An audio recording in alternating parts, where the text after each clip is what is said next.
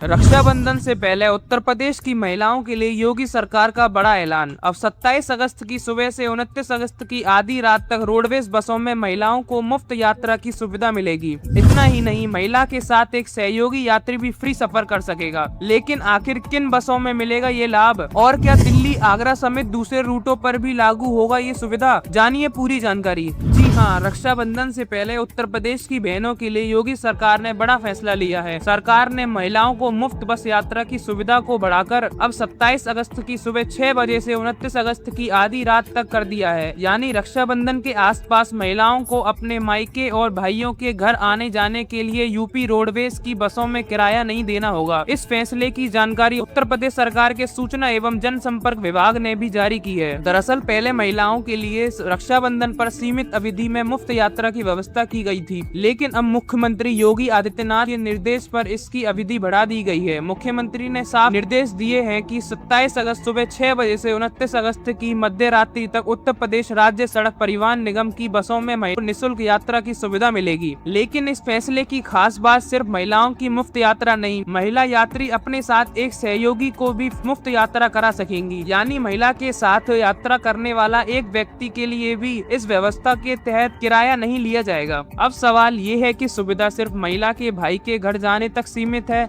ऐसा नहीं है। सरकार की व्यवस्था रक्षाबंधन के दौरान महिलाओं की आवाजाही को आसान बनाने के लिए है। महिला यात्री यूपीआरसीटी की संबंधित बसों में इस मुफ्त यात्रा का लाभ उठा सकेंगे। वहीं एक से ज्यादा सहयोगी होने की स्थिति में मुफ्त सुविधा एक सहयोगी तक ही रहेगी। अब बात करते हैं रूट की। यूपी के अलग अलग शहरों और जिलों को जोड़ने वाला रोडवेज बसों में इस व्यवस्था को लागू किया जा रहा है। कई डिपो से दिल्ली, आगरा, मेरठ, बरेली, मुरादाबाद, गोरखपुर समेत दूसरे प्रमुख शहरों के लिए बस सुविधाएं संचालित हुई हैं। उदाहरण के तौर पर रामपुर डिपो से दिल्ली, आगरा, मेरठ, बरेली और गोरखपुर जैसे रूटों पर बसें चलती हैं और वहां भी 27 से 29 अगस्त तक महिलाओं के मुफ्त सफर की जानकारी दी गई है। यानी अगर कोई महिला रक्षाबंधन के मौके पर लंबी दूरी की यात्रा कर रही है तो उसके लिए ये फैसला काफी राहत देने वाला हो सकता है। हालांकि यात्राओं को अपनी यात्रा से पहले संबंधित डिपो या बस सेवा की उपलब्धि जरूर जांच कर लेनी चाहिए, क्योंकि अलग अलग रूटों पर बसों की संख्या और संचालन अलग अलग हो सकता है। सरकार ने सिर्फ मुफ्त यात्रा की घोषणा करके जिम्मेदारी खत्म नहीं की है। मुख्यमंत्री योगी आदित्यनाथ ने रक्षाबंधन के दौरान सुरक्षित और सुचारू यातायात व्यवस्था बनाए रखने के भी निर्देश दिए हैं। लंबी दूरी और अंतर जनपदीय यात्राओं में बढ़ोतरी को देखते हुए अतिरिक्त बसों के संचालन की तैयारी भी की जा रही है। मुख्यमंत्री के निर्देश के मुताबिक नगर विकास विभाग की 900 से अधिक बसों में भी व्यवस्था सुनिश्चित करने को कहा गया है। इसके बाद भी बस अड्डों, रेलवे स्टेशनों, बाजारों और शहरों के प्रवेश निवास मार्गों पर भीड़ और यातायात दबाव को देखते हुए पहले से व्यवस्था बनाने की निर्देश दिए गए हैं। वहीं महिलाओं की सुरक्षा को लेकर भी प्रशासन को विशेष सतर्कता बनाने के लिए निर्देश दिए गए हैं। निजी बसों, टैक्सी और ई रिक्शा चालकों के सत्यापन की बात कही गई है। परिवहन विभाग ने रोडवेज बसों की फिटनेस और तकनीकी स्थिति की जाँच के साथ साथ चालक और परिचालक के